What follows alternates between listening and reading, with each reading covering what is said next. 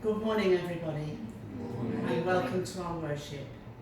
It's a pleasure to be here today sharing worship, fellowship and friendship with you all, and thank you for inviting me to conduct this service. I bring greetings and very best wishes from the General Assembly of Unitarian and Free Christian Churches, from my own congregation in Bury, and specifically from the congregations in Plymouth and Aberdeen, which we visited during this last year since April. The Unitarian chapels which have taken me to my furthest points south and north in this country on my vice presidential journeys. Wherever we've travelled and visited, we've been made extremely welcome. The hospitality extended has been very warm, and this has been greatly appreciated. We've also appreciated the opportunity to see a little bit of this beautiful part of the country, very underestimated. I won't spread the word because we don't want lots of visitors coming, do we? So my greetings come from all the members of every Unitarian congregation in this country, of which there are 160 listed in the current GA directory. And this, in my opinion, is what we really mean when we refer to the GA, our national liberal and spiritual organisation, which acknowledges its right to worship freely as personal integrity and conscience dictate.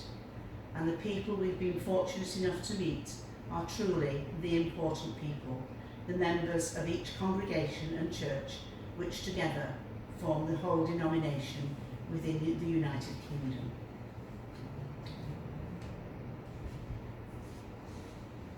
And now I'll light the chalice and then I'll read a few words.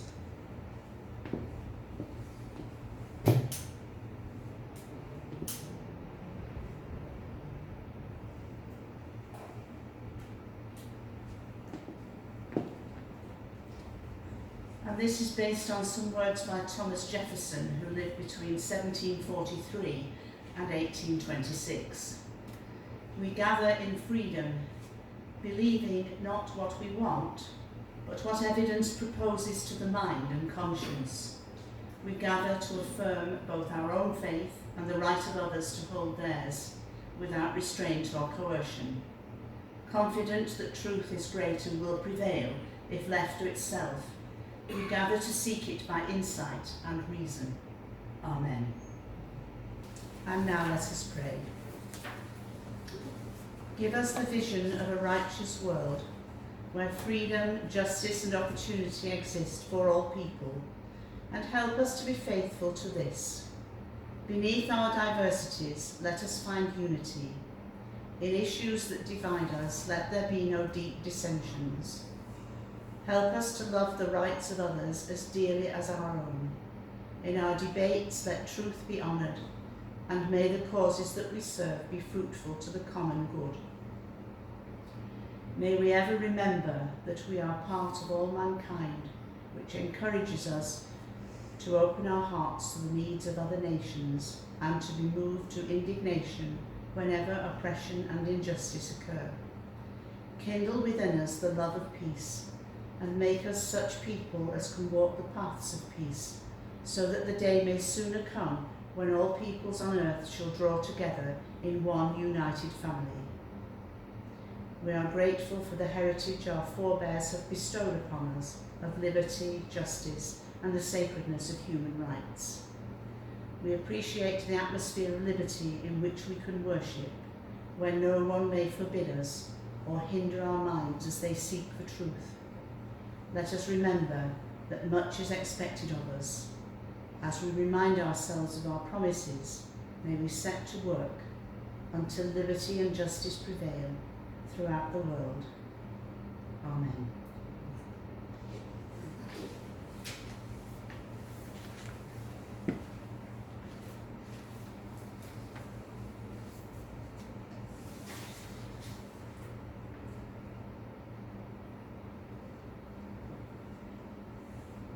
Now at Bury we have a very elaborate pretence that if there aren't any children present we can't possibly have a story.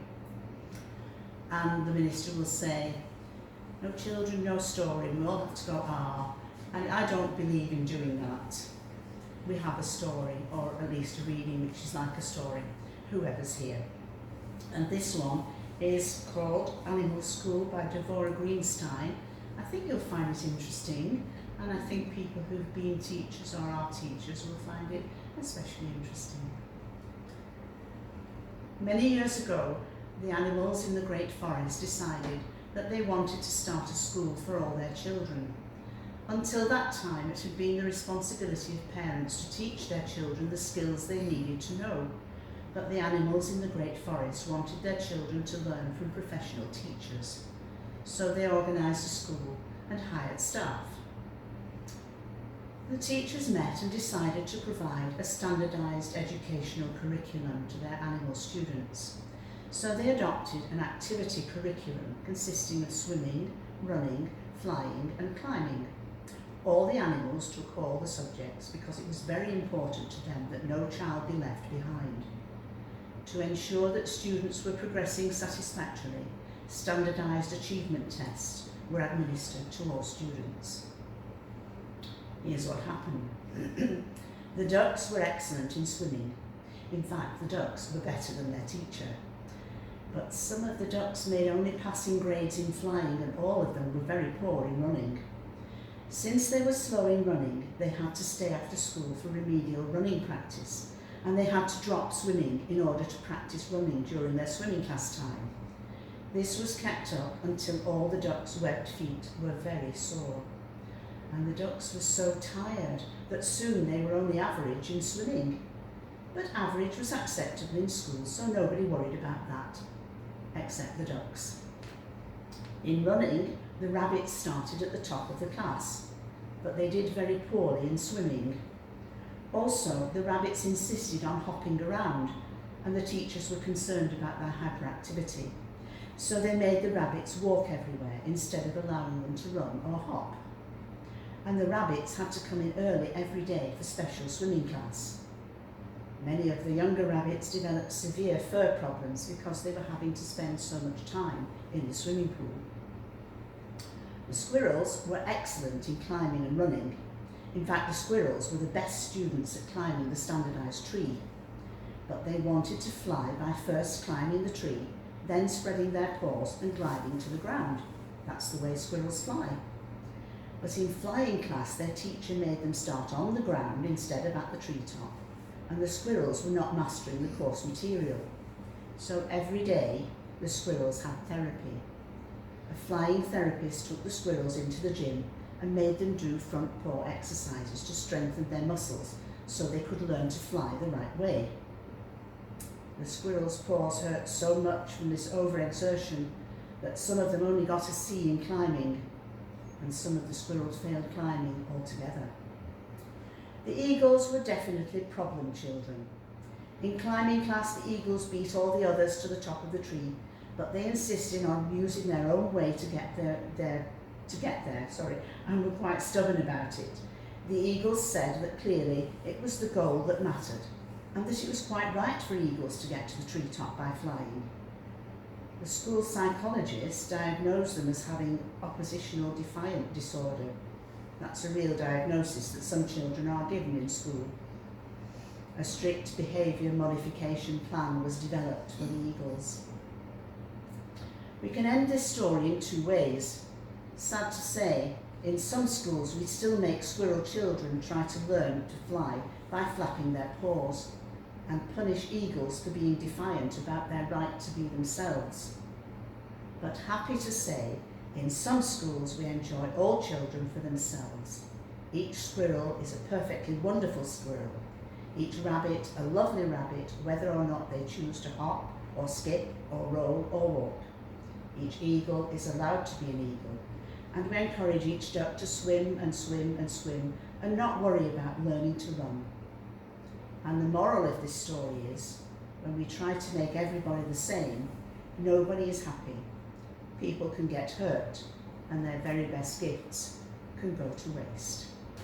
And now a reading about Mandela's release from prison. Stephen Robinson remembers when the South African anti-apartheid activist was freed. In February 1990, in Cape Town, after 27 years in prison, Nelson Mandela was finally released from prison. He had served his time, playing the role of white South Africa's vision of revolutionary hell. The country was isolated and impoverished by sanctions. F.W. de Klerk, South Africa's last white leader, knew the game was up, even if many of his fellow Afrikaners preferred to fight on to the bitter end. Now the challenge was to decide how to get Mandela out of prison without pitching the country into racial civil war. I was the Daily Telegraph's Johannesburg correspondent, still in my 20s and desperately nervous about messing up the most important story of my career. This was the age before, excuse me, this was the age before mobile phones in South Africa, at least, and when it was still difficult to get an international telephone call out of Cape Town.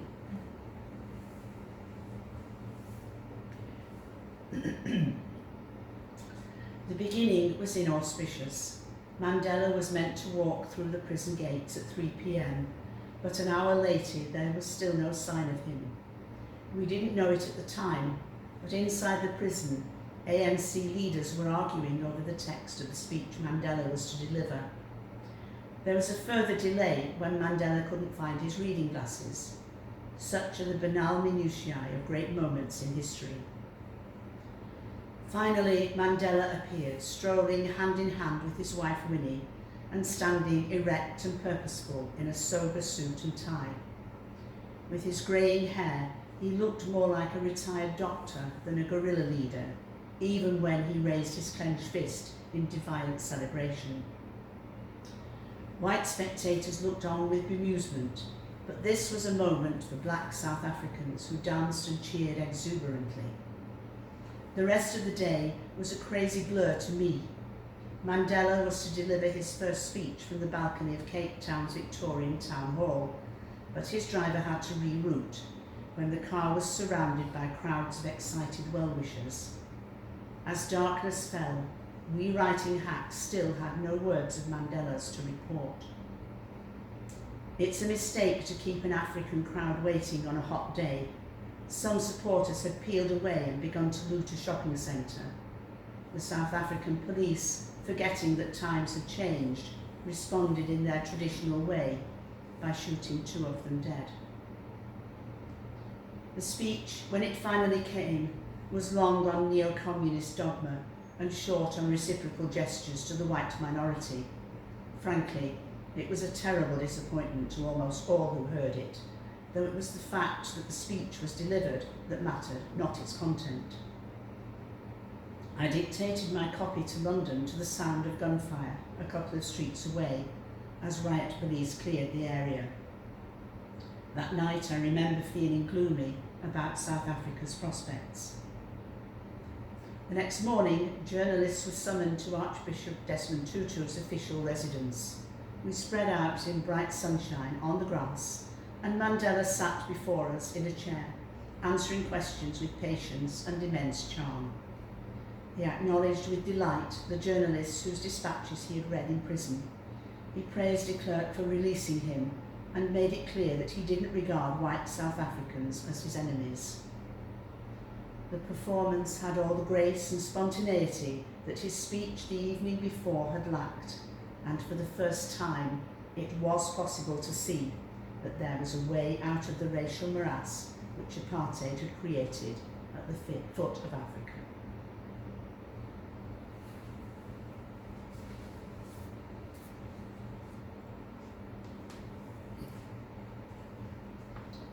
And now our second prayer, which is a meditative reflection. It was written by the Reverend Cliff Reed, and it's called Our Religion, a Reflection. And at the end, we'll just have a few moments to think about what the prayer has been saying. Through our religion, let us welcome diversity of thought and belief, recognizing that this is in tune with the diversity of human nature and experience. Let us uphold the freedom of each of us to be true to our own insights and conscience in matters of faith. If we allow for the possibility that the beliefs of others are valid in whole or in part, we can extend constructive tolerance to other faith traditions and communities. We make no claim to hold a monopoly on truth, and we question the right of others to do so. We should be more concerned to affirm what is positive in our own belief system than to be negative about what others hold to be true. And we should be more concerned with discerning the spirit of the faith tradition, including our own, than with focusing too narrowly on the letter of its creeds, ordinances and scriptures. May our religion offer a welcoming and loving community to all who seek us out, without conditions, save that they come in goodwill, for it binds us together in a free association, wherein we, its members, can explore and celebrate matters of the Spirit, both individually and together. Let us provide worship which, at its best, stimulates, challenges and comforts according to need, which respects the spiritual and intellectual integrity of each worshipper, and which recognises that reason, emotion and the fostering of fellowship all have their part to play in the experience. We recognise the divine is made manifest in an infinity of ways and places, and we reflect this in the diverse nature of our life as a worshipping community. So let us take a few moments now to reflect silently.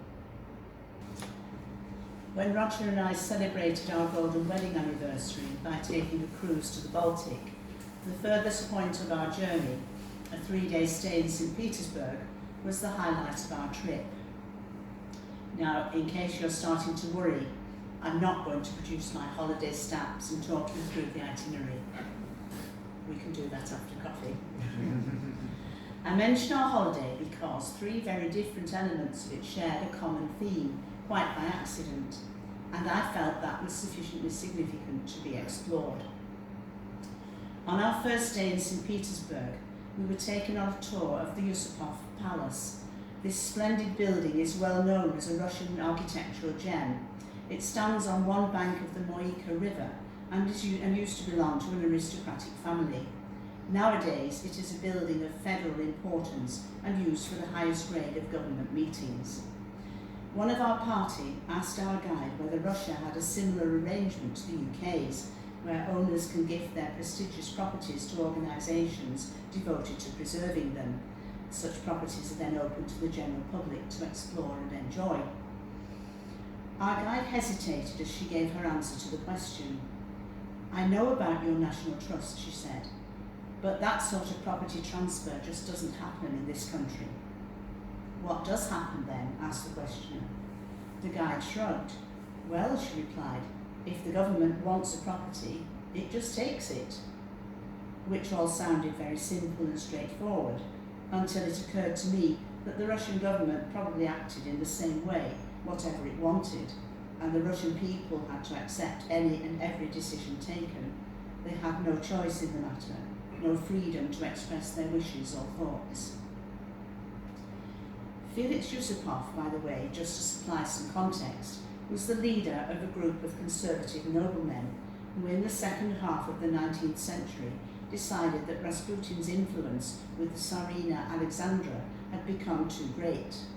Rasputin, a self-proclaimed mystic, seemed able to treat the haemophilia of Alexei, the only son and heir of the Tsar. But Rasputin had become extremely unpopular in certain quarters, and the decision was taken to assassinate him, which proved tremendously difficult. Accounts of Rasputin's murder vary, and the circumstances of his death remain uncertain. However, the story recounted in Yusupov's memoirs has become an accepted version of events. According to Yusupov, he invited Rasputin to his home shortly after midnight on December 30th, 1916, and ushered him into the basement. Yusupov offered Rasputin tea and cakes which had been laced with cyanide. To Yusupov's surprise, Rasputin did not appear to be affected by the poison. Rasputin then asked for some Median wine, which had also been poisoned, and drank 3 glasses, but still showed no signs of distress. At around 2:30 a.m, Yusupov excused himself to go upstairs, where his fellow conspirators were waiting. Then Yusupov returned to the basement armed with a revolver and shot Rasputin in the chest.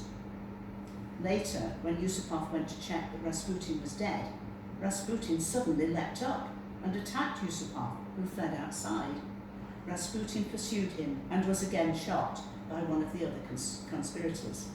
To make certain that Rasputin was dead this time, the conspirators wrapped Rasputin's body in cloth, drove it to the nearest bridge, and dropped it into the river.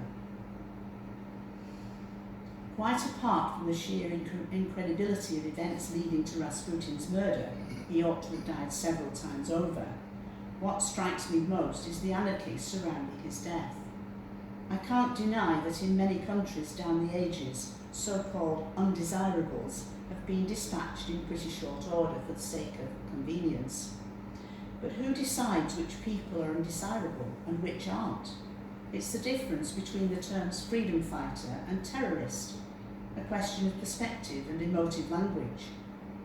If we pride ourselves on our free and democratic society, we must also be aware that complete freedom for everybody is impossible. One person's freedom is another's constraint. If I dislike yellow cars and choose to damage the bodywork of everyone I see, is that acceptable? Of course not. And it's certainly no consolation to the proud owners of yellow cars everywhere. Freedom carries with it responsibility. We have to agree that certain rules will be upheld and try to abide by them. But I'll return to the question of responsibility a little later. Days at sea during cruises can feel somewhat long and dull to me, which is why I appreciate the range of activities provided for passengers. I was attracted by a series of 4 talks about the life and career of the singer Matt Monro, who died in 1985. These were delivered by his daughter Michelle, an experienced speaker and writer. She's not a person to court the limelight, however. During each talk, the audience sat in semi-darkness, whilst Michelle stayed behind her lectern with only a narrow strip light to illuminate her notes. She slipped in just before her talk was due to begin and left immediately afterwards, but what she had to say was fascinating. Matt Monro had the reputation of being a gentle person, easygoing, easy to listen to when he sang, but the pressures of his career led him into alcoholism, heavy smoking and gambling. On occasions he was called upon to assert himself publicly, which took courage and confidence. He was once invited to a Middle Eastern country to entertain the guests of a member of the royal family there. As he finished his concert, his host appeared on stage, demanding, none too politely, that Matt should sing again, as his most important guest wished to hear more music. Matt refused, stating that his act had finished for the evening. The altercation grew very heated, and let us see one another through eyes enlightened by understanding and compassion. Release us from judgment so that we can receive the stories of our brothers and sisters with respect and attention. Open our hearts to the cries of a suffering world and the healing melodies of peace and justice for all creation. Empower us always to be instruments of freedom, justice and equality everywhere.